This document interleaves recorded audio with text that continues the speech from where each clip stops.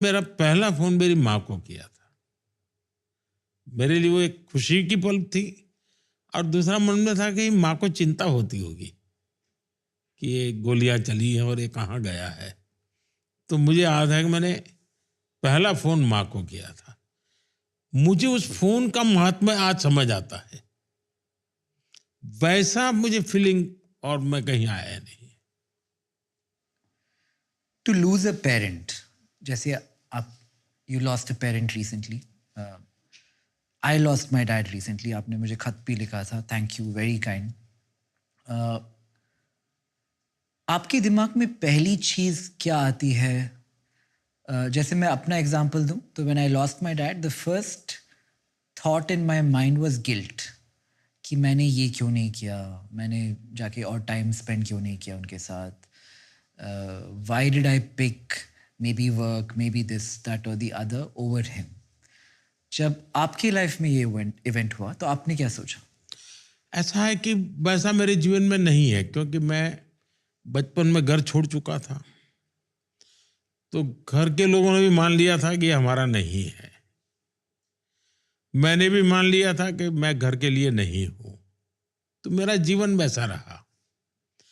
इसलिए उस प्रकार का अटैचमेंट किसी को भी फ़ील होने का कारण नहीं था। लेकिन जब हमारी माताजी का 100 साल हुआ,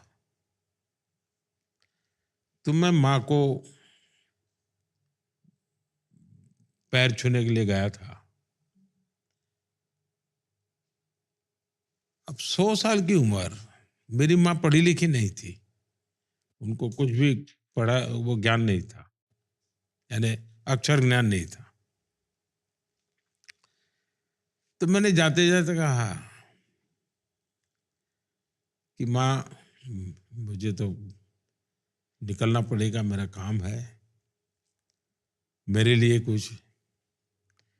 तो मैं हैरान था, मेरी माँ ने 2 वाक्य कहे, बड़े ही, यानी एक जिसको कभी स्कूल का दरवाजा नहीं देखा, वो माँ कहती है, काम करो बुद्धि से, जीवन जियो शुद्धि से। अब ये वाक्य उनके मुँह से निकलना, ये मेरे लिए बड़ा यानी एक प्रकार से बहुत बड़ा खजाना था। काम करो बुद्धि, गुजराती में बोल रही थी वो, लेकिन उसका मतलब ये था, काम करो बुद्धि से, जीवन जियो शुद्धि से।